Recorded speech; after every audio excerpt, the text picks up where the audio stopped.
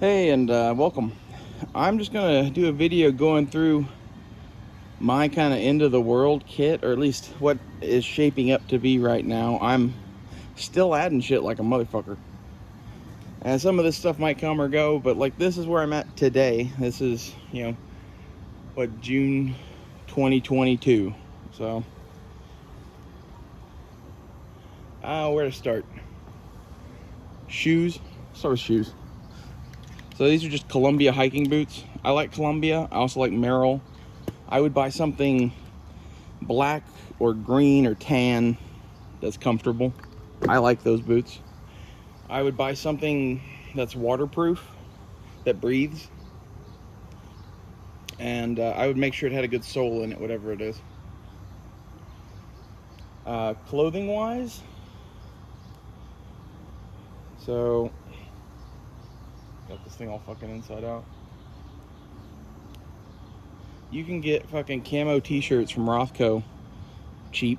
This was like 10 or 15 bucks. They have all sorts of sizes. They fit everybody. As far as pants, you can go get blue jeans. Like Levi's are probably better tactical pants than most stuff you can get. And as far as a belt goes, this is a gun belt. This is made of scuba webbing. This is made by Aries Gear. SOE Gear makes some of this shit too. I like that style of belt because it's rigid and you can mount shit to it. Like this shit is to mount to that belt. Okay? I'm not mounting a sidearm to it. I have a pocket rocket for a backup gun right now, and I'm using this thing. So, no gun on the belt. I would like to get a big ass magnet on my belt that this thing just fucking sticks to and it's single point. That would be cool. But for melee weapons, I like these. I like the knife and buckler with the K-bar. Like, I think you have a lot with these options, and you have a lot of utility here, especially with the secondary knife. This thing is it's a good non-lethal weapon in addition to everything else. You can go look up videos on this. This is the Cold Steel buckler. I highly recommend these. That's like 20 bucks well spent. This thing with the second knife was like 100, 110, somewhere in there. For that, I also like it. The mainstay of this kit is actually the helmet and the chest rig. We're just kind of like going through periphery shit, getting there. This is a 1911 mag pouch that I have extra car mags in. It works for a lot of stuff. So I have a fucking green vest with pockets on it. It's fucking awesome. I found that for free in a bunch of clothes I got. And I don't know, it reminds me of fucking Black Widow when her sister has the fucking green vest. Like, it makes me think of that, and it has a couple of useful pockets on it, and I don't know, I'm at least going to try it as my end of the world EDC. Like, that's what this is, basically. This is my shit hits the fan everyday carry, I guess. For gloves, I like pig gloves. These are usually like 30 bucks. I don't know anymore with all the craziness going on. I've got a Shemagh here. You can get these really cheap. I highly recommend one. Lots of different uses. Boonie hat, always handy to have. I like the tiger stripe pattern for fashion reasons. I kind of figure where I am, I'm in kind of a area that has cities and a lot of green and then a lot of brown, and then in the winter it's kind of just brown and tan. So like, this stuff works for where I am right now this time of year. And that's how much some of this has to change or whatever. The helmet I did a paint job on. I just did something I liked that's in colors that, don't stick out. Okay, those are my thoughts on camouflage, really. This thing is a Diddy sack. This is like a World War II U.S. Army issue item. You can run this, something through there like a belt, or the waistband of the chest rig or something and use this as a dump pouch. It makes a really good one. You can get these from At The Front. AtTheFront.com sells reproduction World War II gear. This is one of theirs. It's really good. I don't know where they got this fabric from, but it feels like the real deal. You're gonna need a sling for whatever weapon you're gonna have, right? I give you the sling I use on almost everything. This is the USGI utility strap. You can find these for 10 or 12 bucks on eBay. You can mod them with paracord, and this is a Magpul QD attachment, but you can do whatever. Just cut the buckles off and run paracord through and then tie this on to whatever it is you need to carry. It works, and it's 10 bucks. Okay, talk about that with those. Guns. I have a car. This is the car MK9. I really dig this little gun. It reminds me of Shaft or something, and this is like a sidearm. It's really like a backup gun, and this is a sidearm, but I'm not carrying a primary. I kind of figure if I need a rifle, I have that FAL, or I have some AR-15s, or we'll see what the future holds. But for now, this is kind of where I'm focused. This is the Flux Raider. I love this gun. I'm going to do a video on it. Watch for that separately, but suffice it to say that I think that I spent my money very wisely on that thing. I don't think everyone else would agree with me because I spent way too much on it, but I love that gun. And it's, after I sold my car, I was like, I'm going to buy one gun and not give a fuck about how much it costs and just buy it. This was that one gun. I bought it as somewhat of an investment, somewhat as a toy, somewhat as like a PDW for everything that's going on. There's a lot of philosophy that went behind this pick. Okay, and it's like, what do you think you're going to be doing in the end of the world? Do you think you're going to be, you know, wearing night vision and doing night ops and shit and fucking like breaking down doors? If that's what you're going to be doing, then you should set your shit up for that. If you're going to be camping and defending your vehicle, that's what this is. I think that's most people. I guess that's where I am with a lot of this end of the world survival shit. Is this is about to be real.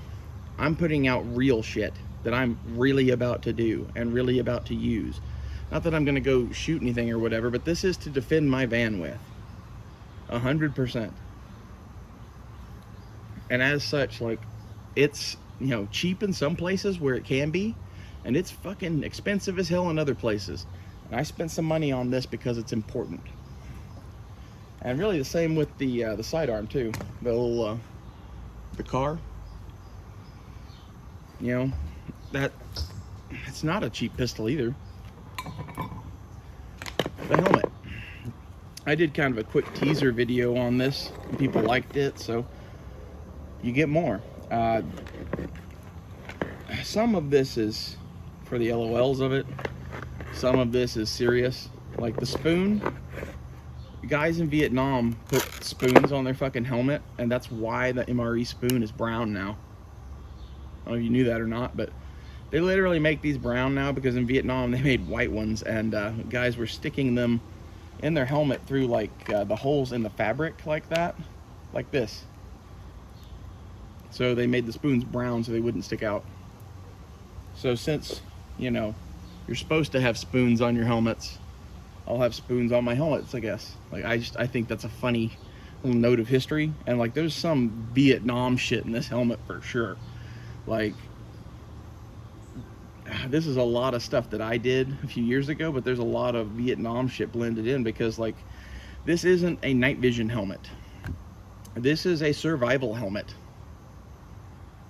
And as such, like, I put a headlamp on it, no night vision mount. I might add a night vision mount later. We'll see. This helmet is going to evolve and will probably eventually have night vision capabilities. But for now, I had this with a worn out headband, and it's a really good light. Boom. Now I have a fucking, you know, Petzl headlamp and a Surefire, like, what is that called? Spotlight on the side of my fucking head. This is handy. Okay, the spoon is kind of a joke. This shit's real. This thing is a battery box. This holds one set of batteries for both lights and the hearing protection. Right now it's just loaded up with extra batteries for the lights because there's no hearing protection on here. But what I'm hoping to do is integrate these things with some side mounts. I'll steal those off of a fucking Amazon thing or something and jerry rig that shit. Cut the helmet so that you can actually use the Peltors with it. And then this thing will be like hearing protection and light and everything all in one. On the back of the helmet, I got this little patch from gunwebsites.com for all of your patch needs. And then I cut my cat eye in half to split either side of it. And really, it's probably better to have two of those anyway, because one could be anything. Two like that, you know, it's probably a helmet. The Beskar is just a counterweight for the light. I said that in the other video, but that really fucking works. Like, not to toot my own horn, but I didn't know that I was doing what I was doing when I made those into patches. I made the perfect night vision counterweight.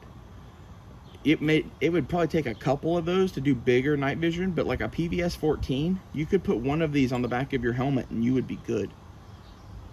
Okay, so if you bought one of those and have one, lucky you. If you didn't, go to a hardware store and buy a piece of hot rolled steel and find a way to cut it to this length and put some Velcro on the back of it, and boom, you have the same thing without an Imperial logo. And you could do whatever you want on that piece of metal. You could even paint it like a fucking piece of Beskar. I'll do one of those as a video. I'll do a video where I go to a hardware store and cut that shit with a fucking Dremel tool and make a fucking Beskar patch, you know, to match this helmet, basically. I might give that away. So I kind of like my real Beskar on there, but I could do like a Rhodesian paint job version of a fucking Beskar thing. That would actually be a really cool idea. Or I'm gonna steal that, but what I was thinking, fucking helicopters.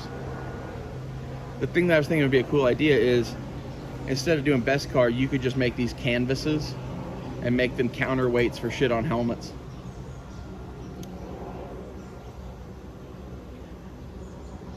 If you're still watching this 12 minutes in, don't steal my idea. I'm totally going to do that. I don't know exactly how yet. I might have to go get my goddamn bandsaw back. Like, that's a really good idea.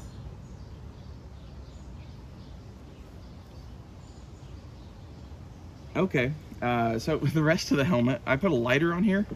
This is from Casey's, and I painted it to match the helmet a little bit, at least. It kind of blends in. I think having a lighter on there is cool because, like, you could light joints in combat, because I 100% tend to be smoking if we are in gunfights. That's just who I am at this point. I'm curious to see how well these integrate. I'm going to get in the adapters that are cheap on Amazon and see how they are, and see how well I could adapt it before I go cutting up this helmet. But that's the headgear. I think this is a pretty bitchin' setup if you don't have night vision. And watch for future videos on integrating headsets and night vision into this helmet, because I'm going to do that for myself, so I might as well make videos for you guys. And then finally, there's the chest rig. You can get these on Amazon for 35 bucks. This is a bitchin' fucking chest rig. And it's a Rhodesian chest rig, so look up, I think it's Faraday and Sons Rhodesian chest rig on Amazon. They come in different colors. There's even an African camo one. So I got mags for the Fluxrator in these two, and these will also hold FAL mags or any other 308 mag, including the new, you know, Army SIG mags if they're fucking adopting some crazy ass bullshit. I like the size of these pouches for anything that I'm going to use it for. I wish they would make these just to fit AR-15 mags. I think that'd be dope, especially if you made them triple mag pouches, like 4 of them across here with grenade pockets. They should make that. For medical on this, there's a first aid repack kit that's $16 on Amazon. And it's made by, I think their name is on here, First Aid Only. And I bought one of those and packed it in here, and I added a thing of Quick Clot and a SWAT T tourniquet. And it's not really like a trauma kit. This is like my EDC medical kit for the end of the world. Like maybe I cut my hand really bad and need the fucking Quick Clot. The rest of it's just nice to have shit. Okay, this is combat EDC at this point. I would assume beyond needing this shit, I'll have a bigger first aid kit somewhere. So on this side, clicker and paste beads. I made these out of leather eyelets and paracord. You can make paste beads out of anything. I would never spend money on those. Bic lighter, flare gun, flares for the flare gun, and these are ground bloom flares. Basically, you light this, you wait for the fuse to disappear into it, and you chuck it as high as you can, and it's your own flare.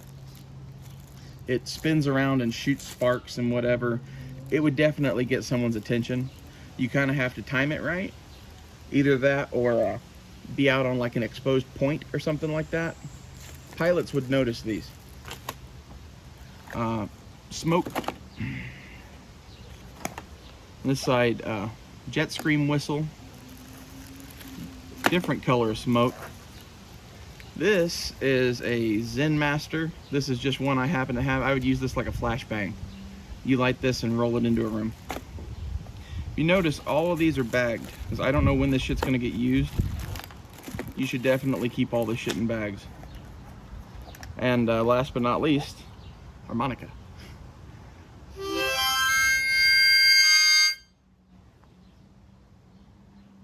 Just saying, that noise is useful. The noise that just made a lot of you in headphones cry. It's that bad in person too, and it's got an effective radius of like, I don't know, 5 or 10 feet. Makes people cover their ears. And you can fight with the harmonica in your mouth doing it. These are ancient secrets. You ever wonder why fucking hobos and fucking mountain men carried fucking harmonicas? That's why. This end of the spectrum, not that useful. The high end of the spectrum causes physical pain. So, like, some of this shit is like some weird stuff to be carrying. But the pin flare thing, obviously useful, especially if you have pin flares. The smoke and the Zen Master, I think, are useful. The ground bloom flowers are kind of like having more flares.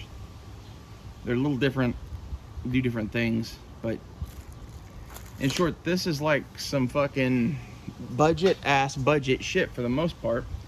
And if all you had is a Glock to go with this rig, and these were Glock mags that fit in those pouches, I think you'd be pretty fucking good. And this is kind of what I'm trying to encourage people to do, is like, don't go be G.I. Joe or whatever, but have the shit that you should have. Like, I left my compass inside. I bought a cheapo compass to go with this. I'll go grab that. 1 second.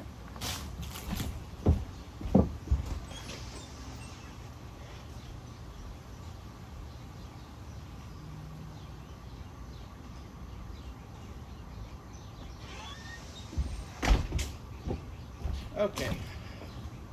So I bought this thing for 10 bucks on Amazon to give to my nephew and play with in the meantime, because I want a Suntoe MC2 or a what's that called?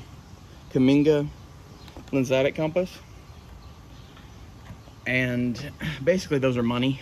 This thing's 10 bucks and I have a compass to throw in with this shit for now. And I get to give one to my nephew later. And that's a lot of this shit you're seeing here. As I get better shit, he is going to be given this shit. I hope to give him his own one of these little chest rigs and load this medical kit and these fireworks and some of this into there for him. But this is all cheap shit that you could get yourself if you don't have anything. Like if you don't have access to real smoke grenades or real flashbangs or real flares even. Like right now it's about to be the 4th of July. Every place in America has a hood. Every place in America is going to be selling shit like this. Go fill a couple of cans full of it. Do it for sure. It's on my list of things to do around 4th of July. And I 100% think you should probably do that too. Just as a defensive thing or for the end of the world. Like most of this is signaling. I have this thing that I could possibly use as a flashbang. All the rest of this is to signal.